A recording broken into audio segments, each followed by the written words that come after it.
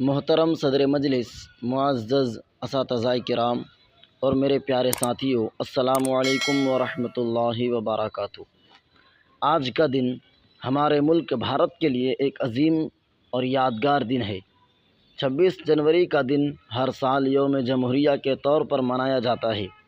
یہ دن ہماری قومی تاریخ میں ایک خاص اہمیت رکھتا ہے، کیونکہ اسی دن 1950 میں ہمارا آئین نافذ ہوا اور ہمارا ملک ایک جمہوریہ بن گیا۔ یاد رکھیں، جمہوریت کا مطلب ہے عوام کی حکومت، عوام کے ذریعے اور عوام کے لیے۔ یہ ہمیں مساوات، انصاف اور آزادی جیسے اہم اصولوں کی بنیاد پر جینے کا حق دیتا ہے۔ ہمارا آئین دنیا کا سب سے بڑا تحریری آئین ہے، جس میں ہمارے تمام بنیادی حقوق اور فرائض کو واضح طور پر بیان کیا گیا ہے۔ یوم جمہوریہ ہمیں ان عظیم رہنماؤں اور مجاہدین آزادی کی قربانیوں کی یاد دلاتا ہے، جنہوں نے اپنی جانیں دے کر ہمارے ملک کو آزاد کرایا اور ہمیں ایک بہترین مستقبل دیا۔ ان میں مہاتما گاندھی، پنڈت جواہر لال نہرو، سردار پٹیل اور ڈاکٹر BR امبیڈکر جیسے رہنما شامل ہیں۔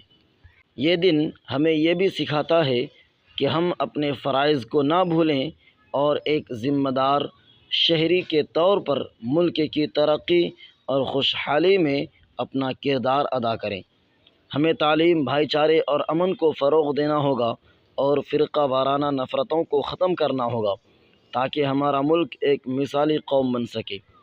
آج ہم سب کو یہ عہد کرنا چاہیے کہ ہم اپنے آئین کی پاسداری کریں گے اور ایک مضبوط، خوشحال اور پرامن بھارت کے لیے کام کریں گے۔ ہم اپنی انفرادی اور اجتماعی ذمہ داریوں کو سمجھیں اور ملک کی تعمیر و ترقی میں حصہ لیں۔ آخر میں دعا کرتا ہوں کہ ہمارا پیارا ملک ہمیشہ ترقی کی راہ پر گامزن رہے اور ہم سب مل کر اس کا نام روشن کریں۔